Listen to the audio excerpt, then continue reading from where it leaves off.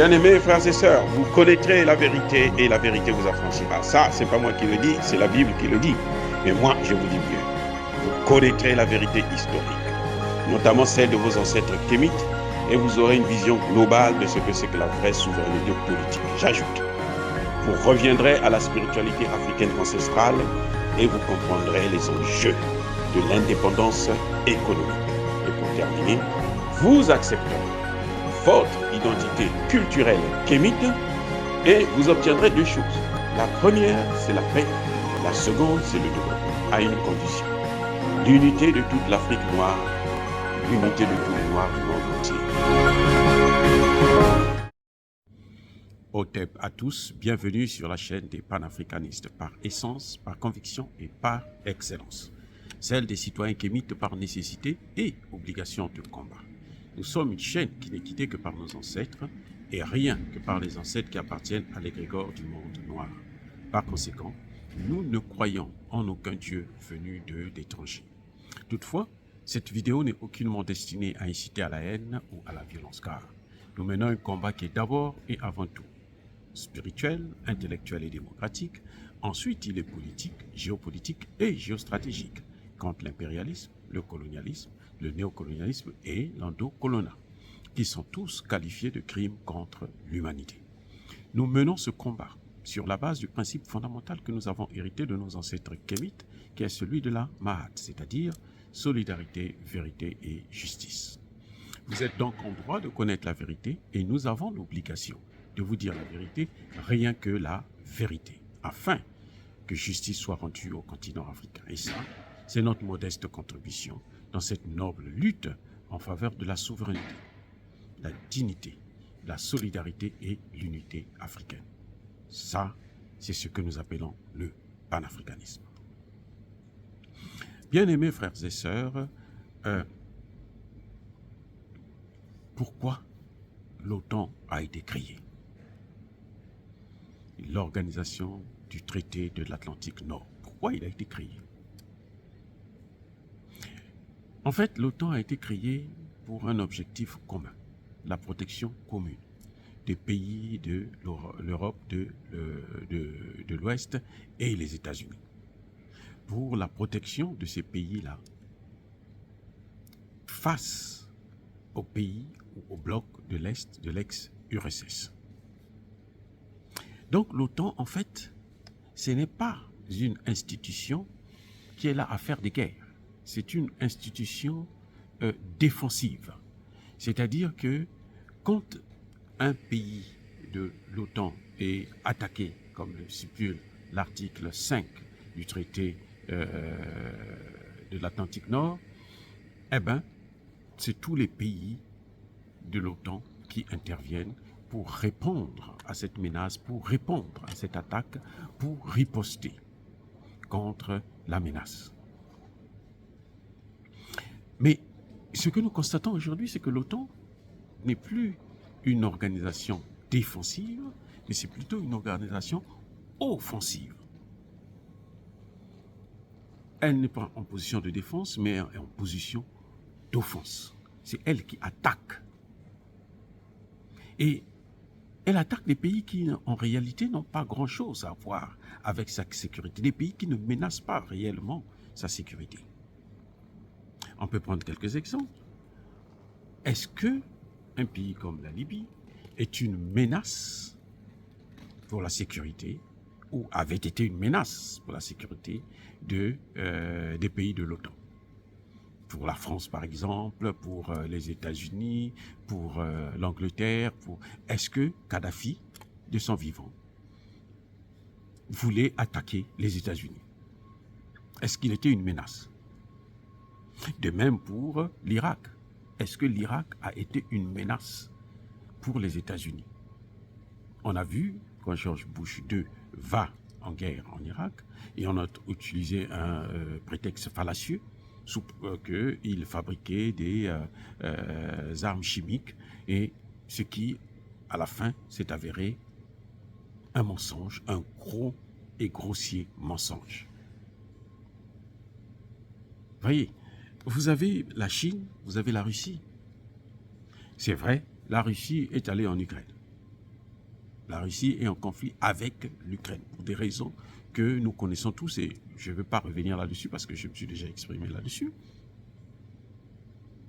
Mais est-ce que la Russie en Ukraine menace la sécurité des États-Unis?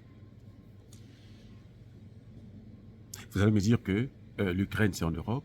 Donc, si la Russie rentre en Ukraine, elle menace la sécurité de l'Europe. Mais l'Ukraine ne fait pas partie de l'Union européenne, ou plutôt de l'OTAN. Parce que même si elle faisait partie de l'Union européenne, le traité de l'Atlantique Nord, ce n'est pas le traité de l'Union européenne. Et l'Union européenne n'a pas un système de défense commune. Donc, quand on se pose cette question, on se dit, mais attendez, ou bien la Chine, est-ce que la Chine, en tant que puissance, est une menace pour les États-Unis d'Amérique? Mais pourquoi déclarer tous ces pays-là des menaces et les attaquer? L'OTAN est allé en Afghanistan, l'OTAN est allé en Irak, l'OTAN est allé en Libye, l'OTAN est allé en Yougoslavie. Est-ce que la Yougoslavie a été une menace pour les États-Unis? Est-ce que la Yougoslavie avait attaqué un pays de l'Union européenne, membre de l'OTAN? Non.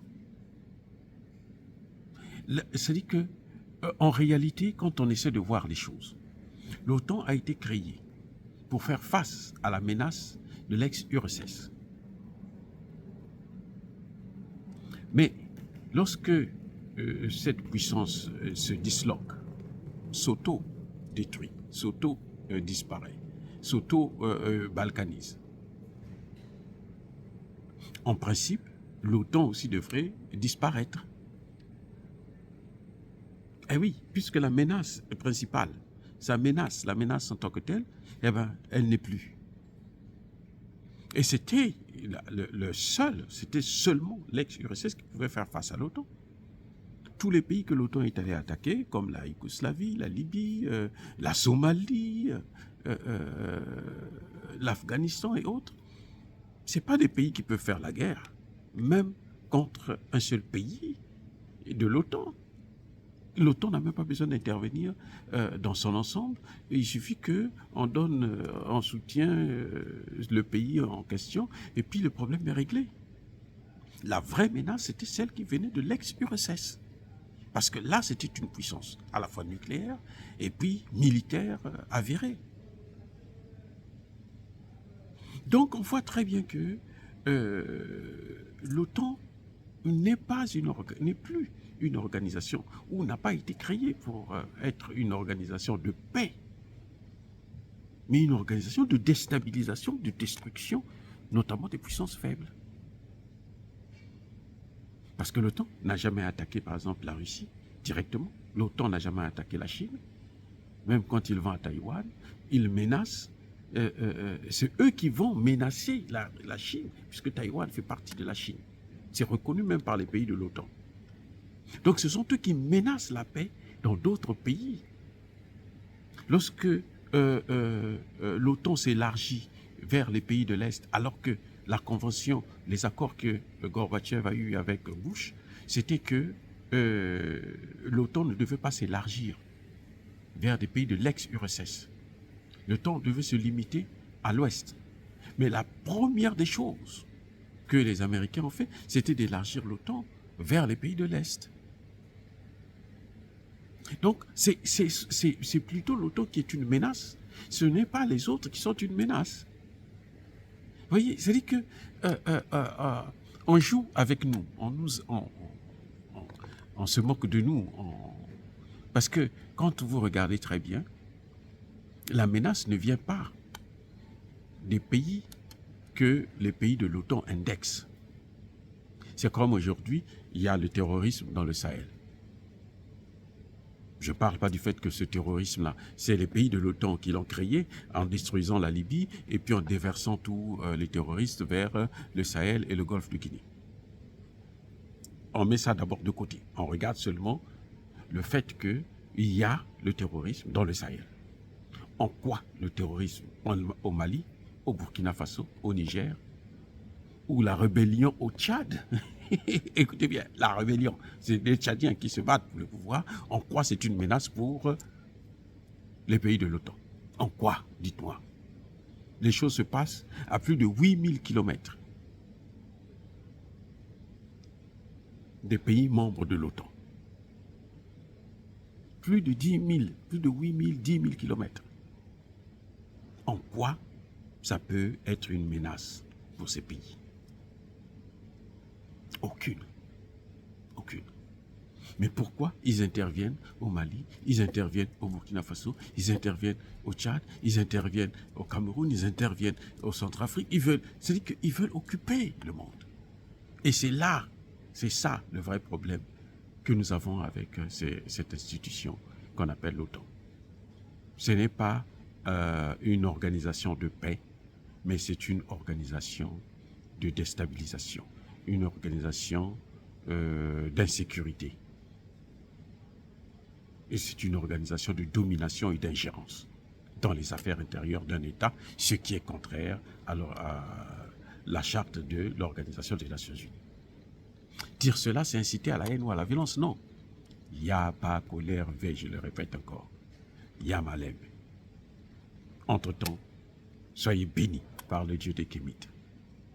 Je persiste et je signe. Mais que ceux qui persécutent le continent africain, qui persécutent les Africains, et notamment les panafricanistes, puissent être punis, puissent être maudits, puissent être écrasés, puissent être foudroyés, qu'ils puissent être détruits par le Dieu des Kémites et par nos ancêtres angélisés. J'ai dit et j'assume.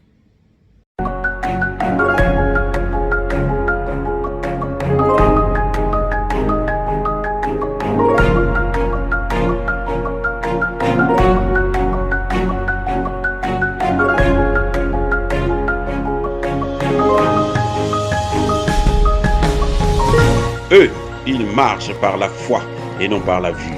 Mais moi, je vous conseille vivement de marcher par la connaissance scientifique et historique, notamment celle de nos ancêtres kémites, par les 5 sens et par l'intelligence.